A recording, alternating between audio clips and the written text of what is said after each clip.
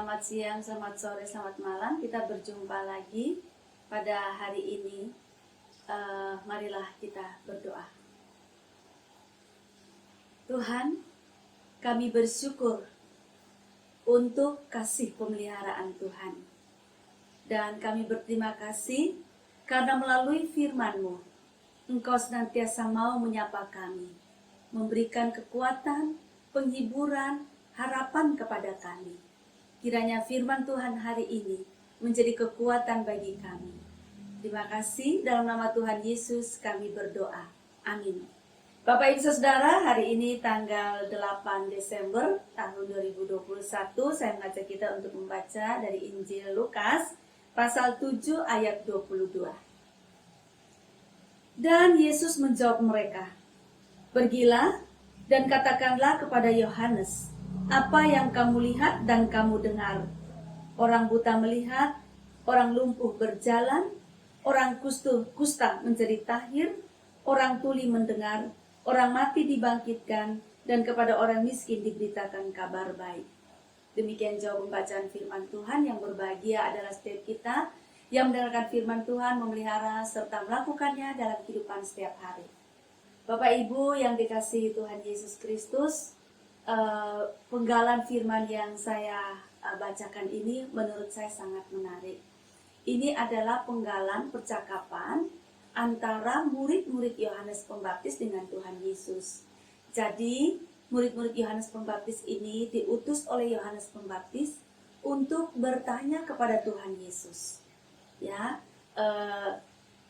apakah mereka ingin tahu atau Yohanes Pembaptis ingin tahu apakah Yesus itu adalah Mesias atau mereka harus menantikan orang lain lagi.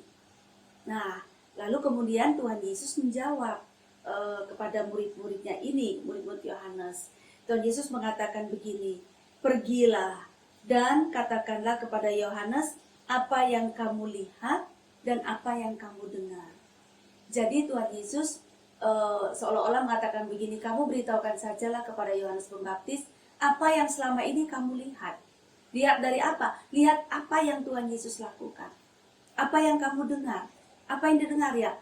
Pengajaran-pengajaran Tuhan Yesus dan juga kesaksian-kesaksian tentang Tuhan Yesus. Apa itu?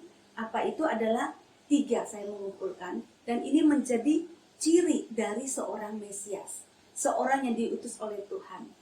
Maka di sini Tuhan Yesus mengatakan, kamu ceritakan sajalah kepada Yohanes Pembaptis apa yang kamu lihat dan kamu dengar tentang orang buta melihat, orang lumpuh berjalan, orang kusta menjadi tahir, ya, orang tuli mendengar.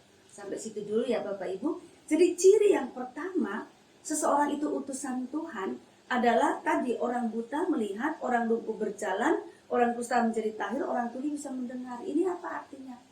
Artinya Bapak Ibu, pemulihan-pemulihan ini itu merupakan pekerjaan Tuhan. Tidak ada manusia yang bisa membuat orang buta melihat, terus orang lumpuh bisa berjalan, orang kusta menjadi tahir, orang tuli bisa mendengar. Itu nggak mungkin. Kekuatan dari manusia, kemampuan dari manusia, teknologi kesehatan seperti apapun nggak bisa Bapak Ibu. Yang bisa melakukan itu hanya Tuhan.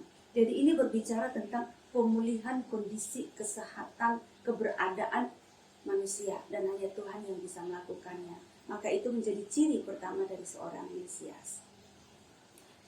Lalu yang berikutnya dikatakan bahwa orang mati dibangkitkan. Tentang orang mati dibangkitkan Bapak Ibu, sepandai-pandainya manusia, secanggih-canggihnya ilmu pengetahuan manusia berkembang sedemikian rupa, tidak akan pernah mampu memberikan nafas kehidupan kepada manusia yang sudah mati. Tubuh yang sudah rusak ini menjadi hidup kembali, baik kembali, bisa berfungsi kembali, lalu ada nafas kehidupan yang menghidupkannya. Nggak bisa. Hanya Tuhan Allah yang bisa melakukan itu, dan hanya Tuhan Yesus yang melakukannya. Nah, jadi Bapak Ibu, ini ciri yang kedua. Mesias itu menghidupkan manusia, menghidupkan kita.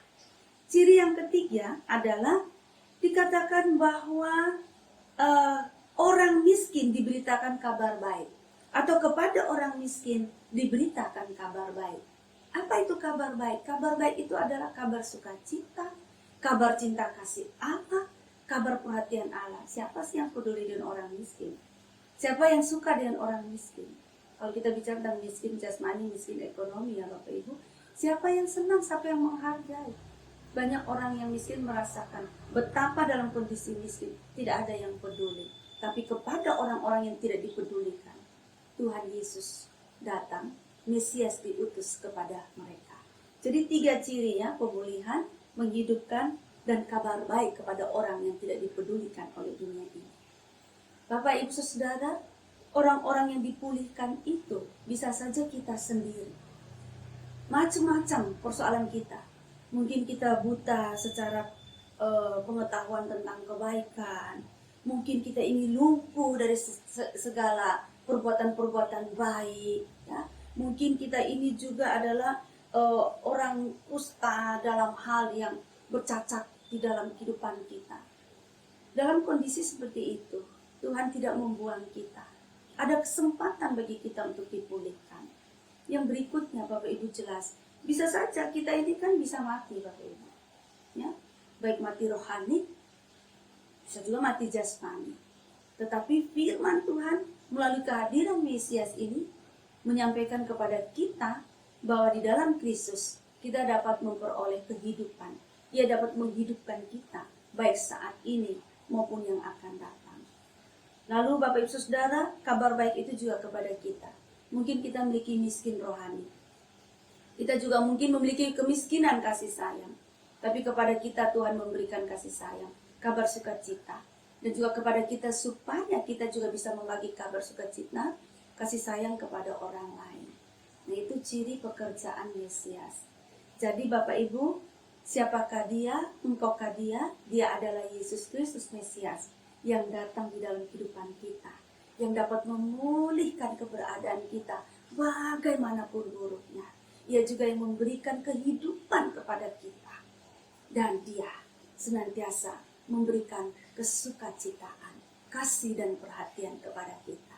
Mari kita semakin melekat kepada dia, Kristus Tuhan Sang Mesias, Juru Selamat dunia ini.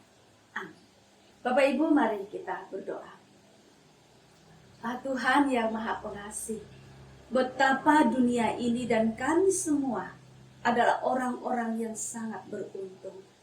Di tengah-tengah keterbatasan hidup kami, Tuhan Engkau siap untuk memulihkan kami. Engkau juga menjanjikan kepada kami kehidupan saat ini maupun yang akan datang. Dan kepada kami yang miskin ini, Engkau memberitakan kabar baik, kabar sukacita. Dengan demikian Tuhan, berarti ada pengharapan di dalam kehidupan kami. Kiranya Tuhan firman ini menghiburkan kami, menguatkan kami, mengarahkan kami untuk semakin mendekatkan diri kepada Tuhan Yesus dan menggantungkan segala persoalan kami kepada Tuhan. Terima kasih, dalam nama Tuhan Yesus kami berdoa.